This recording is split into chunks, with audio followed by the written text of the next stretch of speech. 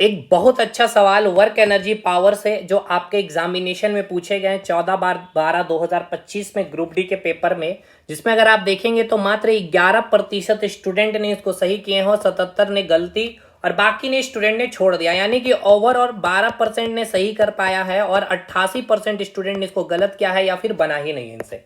तो सवाल क्या है, देखिए सवाल अगर मैं इसको बहुत लॉजिकली फॉर्म में अगर मैं नहीं देखूं, बस ऊपर ऊपर से अगर मैं इस क्वेश्चन को बनाना चाहूं, क्योंकि क्वेश्चन में आपसे पूछा गया था कि स्थितिज ऊर्जा के बारे में कौन सा कथन सत्य है।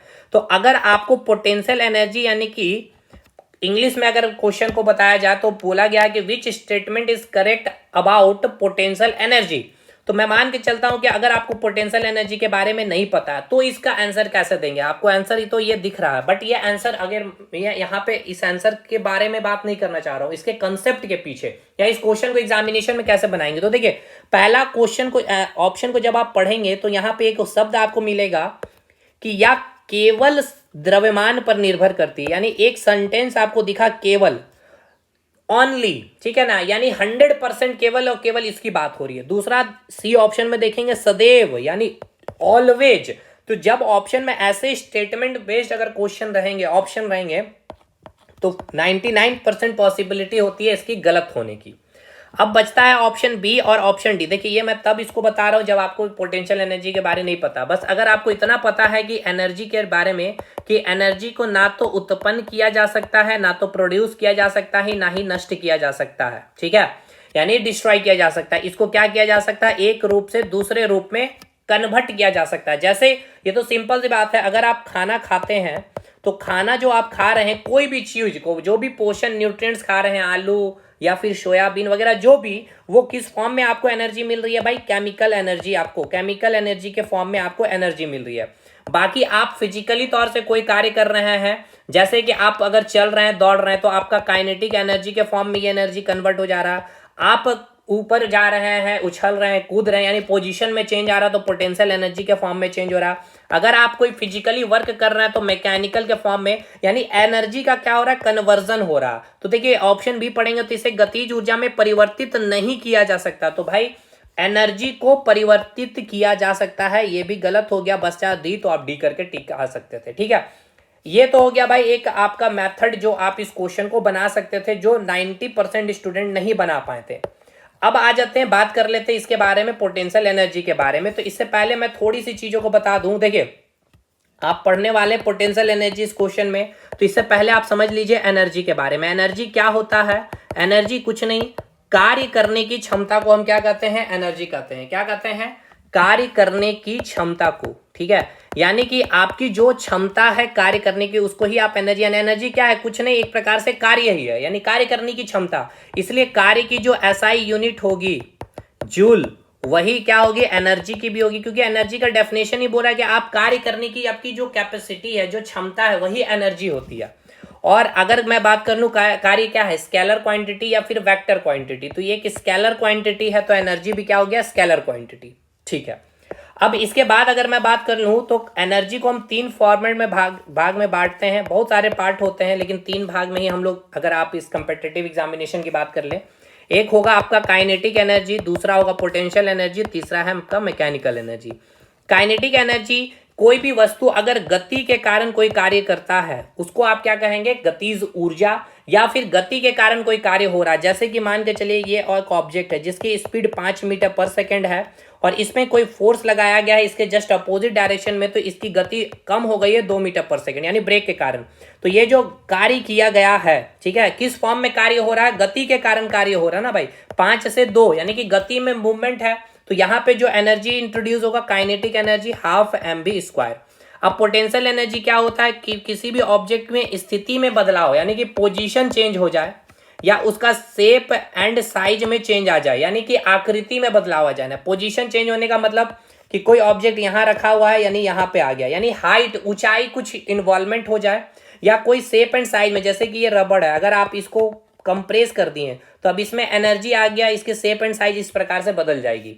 तो इसमें कौन सी एनर्जी हो गई भाई, पोटेंशियल एनर्जी। इस रबड़ को अगर आपने एक्सटर्नली फोर्स लगा के खींच दिए तो इस प्रकार से खींच जाएगा, तो इसकी शेप एंड साइज में चेंज आ गया। इसमें कौन सा एनर्जी, पोटेंशियल एनर्जी, यानी यहाँ पे जो कार्य हो रहा है इसके शेप एंड साइज में परिवर्तन के कारण तो इसमें कौन किसके कारण हो रहा है? पोटेंशियल एनर्जी के कारण। इसका फॉर्मूला एक होता है mgh और स्प्रिंग का मैंने बताया हाफ kx²। इसको छोड़ देंगे हम लोग अभी, वो मैंने थ्योरेटिकल क्लास में बताया है, इस चैनल पे अपलोडेड है, 5.5 घंटे का लेक्चर है, वो देख लेंगे। मैकेनिकल एनर्जी क्या होता है? Potential energy plus kinetic energy equals to mechanical energy. ठीक है, तो अब एक तो आपका यहां से ये समझ में आ गया कि पोटेंशियल एनर्जी का जो फॉर्मूला होता है mgh। अब इसको मैं ये भी बता दूं क्योंकि ये भी बहुत इंपॉर्टेंट है। जैसे कि ये कोई एक ऑब्जेक्ट यहाँ पर रखा हुआ है, ठीक है, इस ऑब्जेक्ट को मान के उठा करके आप कहाँ रख रहे? ऊपर रख रहे। ऊपर उठा के रखें तो कितना इसका डिस्प्लेसमेंट हुआ? h हाइट तक डिस्प्लेसमेंट हुआ।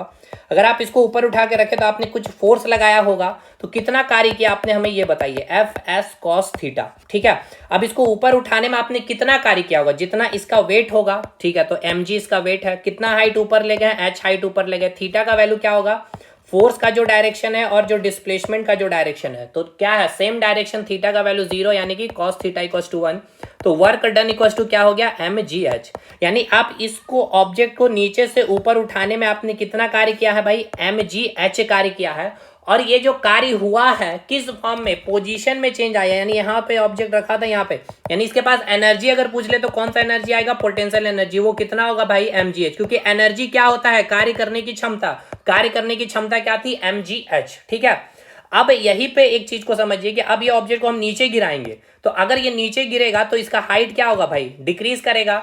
तो पोटेंशियल एनर्जी क्या है भाई? mgh है, यानी कि m के डायरेक्टली प्रोपोर्शनल होता है और h का डायरेक्टली प्रोपोर्शनल। अगर हाइट घटेगा तो पोटेंशियल एनर्जी घटेगा, और अगर पोटेंशियल एनर्जी घट रहा है तो इस ऑब्जेक्ट के पास क्या आ जाएगा? वेलोसिटी आ जाएगा। अगर वेलोसिटी बढ़ेगा तो क्या बढ़ेगा? Kinetic energy. यानी कि जस्ट भूमि से टकराने से ठीक पहले, यानी कि पॉइंट बी पे इसके पास क्या होगा? काइनेटिक एनर्जी होगा। और ये कितना होगा?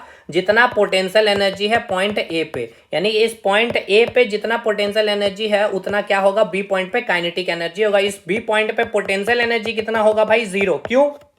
क्योंकि हाइट क्या हो गया? अब 0 हो गया। ठीक है, लेकिन अब यहां पे ध्यान से समझिए कि अब जब ये ऑब्जेक्ट, अब ये जब ऑब्जेक्ट पॉइंट बी पे आ चुका है, ध्यान से समझिएगा, ठीक है, ध्यान से समझना है, और कोई व्यक्ति यहां से इसे देख रहा, ठीक है, कोई व्यक्ति यहां से इसे देख रहा, तो अब ये ऑब्जेक्ट यहां रखा हुआ है, इसके पास पोटेंशियल एनर्जी क्या है भाई? 0 है। ठीक है, लेकिन अगर यहां से ये देख रहा है तो ये हाइट कितना होगा? -h में। ठीक है, तो इसको यहां से कितना एनर्जी दिखेगा? तो वर्क अगर यहां से निकालना चाहिए या पोटेंशियल एनर्जी निकालना चाहिए तो mg, हाइट कितना है? माइनस, यानी कि -mgh दिखेगा। समझ में आ रहा है? इसके पास पोटेंशियल एनर्जी इसके अकॉर्डिंग देखा जाए तो कितना होगा भाई? या फिर ये ऑब्जेक्ट जब नीचे आ रहा होगा, या जब इसको यहां पे आ जाए ऑब्जेक्ट, ठीक है, मान के चले यहां पर रखा हुआ ये ऑब्जेक्ट, ठीक है, यहां पर नहीं, यहां पर अगर आपकी ऑब्जेक्ट रखी हुई है, ये रही आपकी ऑब्जेक्ट, ठीक है, और आप यहां से इस पॉइंट से अगर आप देख रहे हैं कि इस ऑब्जेक्ट के पास अब पोटेंशियल एनर्जी कितना है, तो अगर इस पॉइंट पे अगर कोई व्यक्ति देखेगा तो पोटेंशियल एनर्जी कितना होगा भाई? 0 होगा। लेकिन रेफरेंस पॉइंट अब हमने चेंज कर दिया, ये पॉइंट सी कर दिया। अब इस पॉइंट सी के अकॉर्डिंग इसके पास पोटेंशियल एनर्जी कितना आ जाएगा बताइए? mg और -h है, यानी -mgh। तो देखिए रेफरेंस पॉइंट मैंने चेंज कर दिया है, यानी कि संदर्भ बिंदु मैंने चेंज कर दिया। अगर मैं यहां से देखूं तो h गहराई कुछ होगा ना भाई, मान के चलिए जमीन से नीचे समुद्र तल से अगर हम देख रहे हैं तो -h हाइट, इससे जस्ट ऊपर जाएंगे। अब यहां से अगर हम देखें तो अगर ये रेफरेंस पॉइंट से यहां देखें तो पोटेंशियल एनर्जी 0, यहां से अगर हम देखेंगे तो इसके बाद पोटेंशियल एनर्जी की मैक्सिमम mgh, h हाइट है भाई, और यहां से हम अगर देख रहे हैं इस ऑब्जेक्ट को तो इसके पास एनर्जी कितना है? पोटेंशियल एनर्जी नेगेटिव में। चलिए अब आइए ऑप्शन को हम लोग देख लेते हैं। देखिए ऑप्शन को ध्यान पूरा देखिए, तो बोला गया या केवल द्रव्यमान पर निर्भर करता है, तो बिल्कुल नहीं। पोटेंशियल एनर्जी का भी मैंने बताया mgh, ये मास पे भी डिपेंड करता है, हाइट पे भी, तो केवल पे तो होगा नहीं। भूमि तल पर यह सदैव शून्य होती है, तो बिल्कुल नहीं। अभी मैंने आपको दिखाया यहाँ पे शून्य भी हो सकता है और -mgh नेगेटिव वैल्यू भी हो सकता है। रेफरेंस पॉइंट ये आप कहाँ खड़ा है, यहाँ पे खड़े हैं या फिर यहाँ पे खड़े हैं, क्लियर हो गया? यानी सदैव तो शून्य नहीं हो सकता, हाँ शून्य हो सकता है, ये होता तो मैं सही बोल सकता, इसलिए सदैव शून्य नहीं हो सकता। इसे गतिज ऊर्जा में परिवर्तित नहीं किया जा सकता, बिल्कुल किया जा सकता है। अभी मैंने आपको दिखाया कि ये पोटेंशियल एनर्जी जो आपका चेंज हो गया किसमें? काइनेटिक एनर्जी में। यहाँ पे मैंने अभी आपको दिखाया ना भाई, पॉइंट बी पे क्या है भाई? काइनेटिक एनर्जी मैक्सिमम है और पोटेंशियल एनर्जी क्या हो गया? 0 हो गया, ये देख पा रहे हैं। तो एनर्जी को ऐसे भी परिवर्तित किया जा सकता है वन फॉर्म से दूसरे फॉर्म। यहाँ बोला नहीं किया जा सकता, इसलिए गलत। और यहाँ पे लिखा गया यह संदर्भ बिंदु यानी कि रेफरेंस पॉइंट के आधार पर ऋणात्मक हो सकता है, तो बिल्कुल पोटेंशियल एनर्जी नेगेटिव हो सकता है, ठीक है। ये डिपेंड करेगा हाइट और आप कहाँ पे खड़े हैं भाई। अगर आप यहाँ खड़े हैं तो पॉजिटिव, यहाँ पे खड़े हैं तो जीरो, यहाँ खड़े हैं तो मैक्सिमम पोटेंशियल एनर्जी, और यहाँ से अगर आप देखेंगे तो पोटेंशियल एनर्जी क्या दिखेगा, नेगेटिव दिखेगा। तो समझ में आया, बहुत अच्छा सवाल था। अगर इसको मैंने बहुत लॉजिकली वे में समझाया भी क्लास में, आप एक बार जाकर देखेंगे, इसी चैनल पर अपलोडेड मैंने किया भी है क्लास को। 5.5 घंटे का लेक्चर है, complete basic science engineering drawing का। और ये देखिए पूरा वर्क एनर्जी पावर का पूरा निचोड़ इस 16 फॉर्मूला में मैंने कंप्लीट करवा रखे हैं, ठीक है। तो जरूर से देखेंगे आप लोग। चलिए मिलते हैं नेक्स्ट क्वेश्चन में, तब तक के लिए धन्यवाद।